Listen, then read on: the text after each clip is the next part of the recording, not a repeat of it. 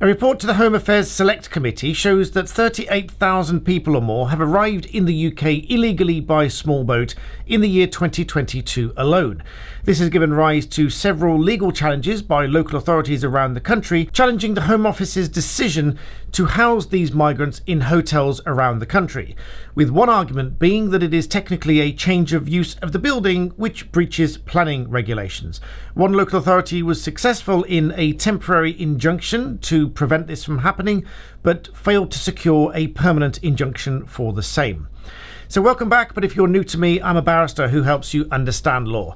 Now, this is an unfolding story and very interesting to say the least, because the numbers of migrants arriving in the UK illegally has gone up significantly, particularly with those coming from Albania. It's reported that 12,000 or more Albanians have arrived into the UK illegally in 2022, and in an interview with the BBC, the Albanian Prime Minister essentially said the UK was scapegoating its citizens to excuse its failed policies on border and migration. All of which despite the fact that the UK government considers Albania to be a safe country.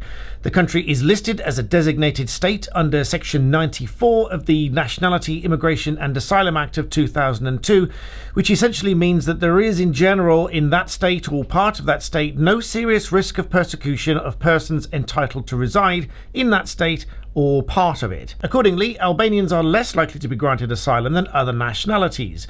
The success rate across all nationalities is 76%, compared with 53% of the current grant rate for Albanian applications. And according to official figures for the year ending June 2022, 7,627 Albanians claimed asylum in the UK, which was more than double that of the preceding year of just over 3,500. This has also caused several ministers to be criticised for their comments, including Chris Philip, who was quoted to say that those seeking asylum who came to the UK illegally had, quote, a bit of a cheek to complain about their living conditions. He said that the number of people crossing the channel in small boats was overwhelming and that the immigration system was struggling to cope. As reported in The Telegraph, he told Times Radio that on this point about human rights, it is very, very difficult to accommodate 40,000 people who turn up illegally in a very short space of time.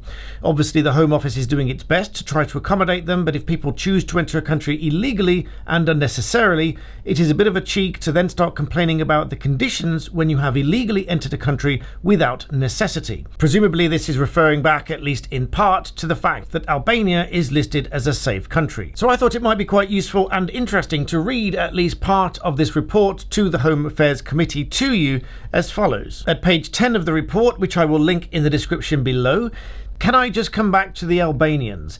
I will come back to Commander Omayeni again. There's been a big surge in the numbers coming across in small boats who are Albanians.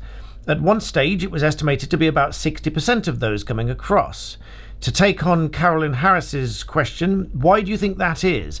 And what are the current numbers very roughly as a percentage? It might be helpful to paint a picture of the type of illegal migration that we are talking about this year, and just how quickly the scale has accelerated.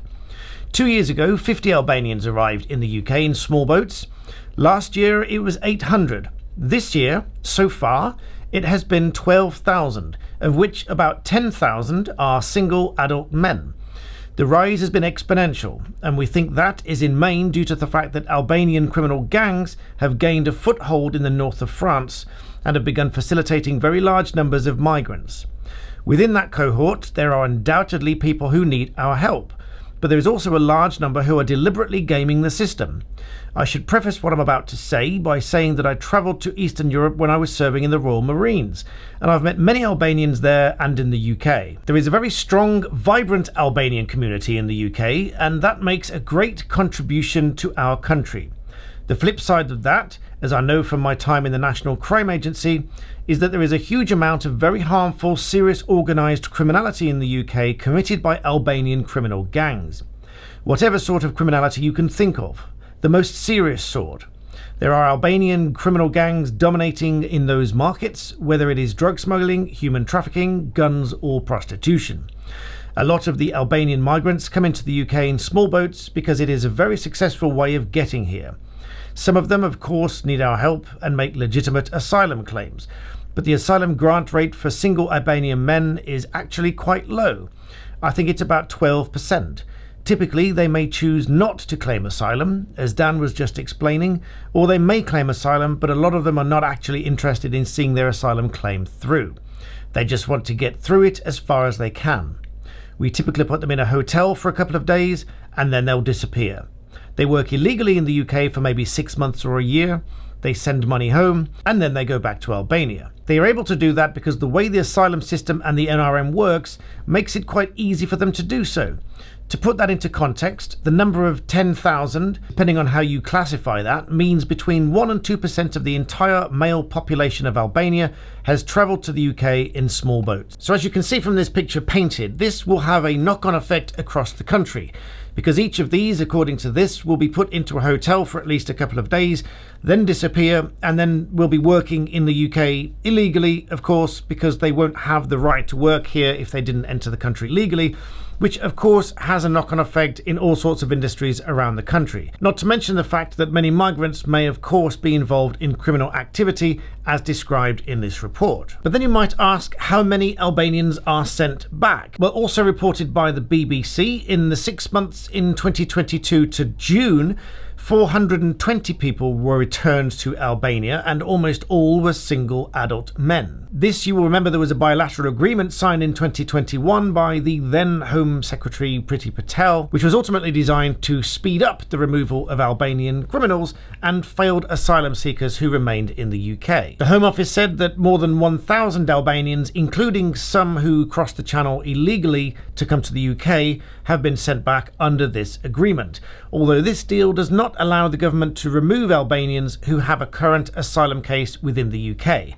And of course, all of these things take time, which presumably is what the report is talking about when it says that people know how to game the system, because these applications do take time to go through the system properly. Now, there are of course human rights issues to consider, and this report quite rightly says that some people crossing the Channel, albeit illegally, do need our help and are in need of genuine asylum. Although the report also suggests that a great many, as the report puts it, are gaming the system and are not genuine asylum seekers and do not have a genuine need to claim asylum, and are therefore, according to the report, coming here because it is easy to come here, to work here, albeit illegally, and then to send money home. Now, as a firm, we've advised many clients on immigration issues, including visa applications, for example, student or working visas, spouse visas, and even entrepreneurship visas as well, all of which take a great deal of paperwork, a great deal of time, and ultimately a great deal of evidence to prove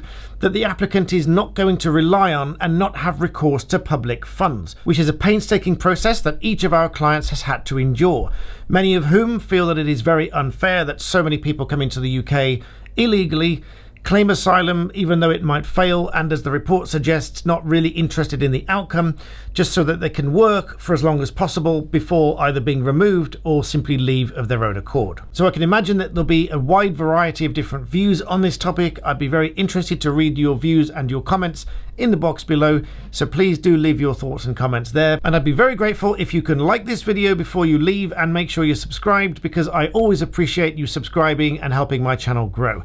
In the meantime, thank you for watching, and I'll see you next time.